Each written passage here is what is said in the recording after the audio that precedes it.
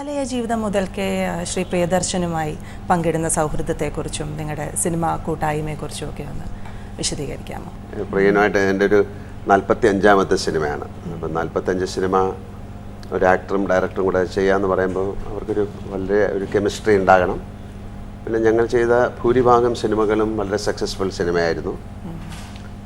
മിക്ക സിനിമകളും അത് വേറെ ലാംഗ്വേജിലേക്കൊക്കെ റീമേക്ക് ചെയ്തിട്ടുണ്ട്. പ്രിയൻ തന്നെ പല സിനിമകളും ഹിന്ദിയിലേക്ക് റീമേക്ക് ചെയ്യുകയും അത് വളരെ സക്സസ്ഫുൾ ആകുകയൊക്കെ ചെയ്തിരുന്നു. വളരെ അപൂർവമായിട്ട് സംഭവിക്കുന്ന കാര്യങ്ങളാണ് 45 സിനിമ 50 സിനിമയൊക്കെ ഒരുമിച്ച് ചെയ്യാൻ പറ്റുക എന്നുള്ളത്. കാര്യം 45 സിനിമ 45 തരത്തിലായിരിക്കണം. അത് സക്സസ്ഫുൾ ആകുമ്പോഴാണല്ലോ വീണ്ടും വീണ്ടും സിനിമകൾ ചെയ്യാൻ പറ്റും.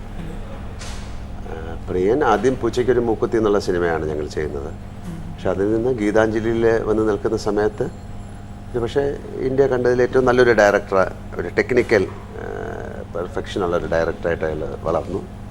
അപ്പോൾ ഒരു സുഹൃത്ത് എന്ന നിലയിലും ഒരു കൊളീഗ് എന്ന നിലയിലും വളരെയധികം അഭിമാനം തോന്നുന്നു. ഈ സിനിമയിലും പിന്നെ മലയാള സിനിമയുടെ ഒരു കാര്യം എന്ന് പറഞ്ഞാൽ ഒരു എൻറ്റിറ്റി വൈസ് വളരെ ചെറിയ സ്ഥലമാണ് നമുക്ക്. അപ്പം നമുക്ക് ഒരുപാട് ലിമിറ്റേഷൻസ് ഉണ്ടെന്ന് പറഞ്ഞാൽ അതിൻ്റെ ഫിനാൻഷ്യൽ ആസ്പെക്റ്റിലാണ് പറയുന്നത്. അപ്പോൾ ഈ സിനിമയ്ക്ക് ഇതിനേക്കാട്ടിലും വലിയ രീതിയിൽ ചെയ്യാം. കാര്യം ബുൽഭലയ്യ എന്ന് പറഞ്ഞിട്ട് ഈ മണിച്ചിത്രത്താഴ് ഹിന്ദിയിലേക്ക് പോയപ്പോൾ അതിൻ്റെ വോളിയം ഈസ് വെരി ബിഗ്. അപ്പം നമ്മുടെ ലിമിറ്റേഷനിൽ നിന്നുകൊണ്ട് ഏറ്റവും സക്സസ്ഫുള്ളാക്കി മാറ്റാവുന്ന ഒരു സിനിമയായിട്ട് അങ്ങനെ ഒരു പോസിബിലിറ്റിയിലേക്കാണ് പ്രിയൻ ഈ സിനിമയെ കൊണ്ടുവരാൻ ശ്രമിക്കുന്നത്.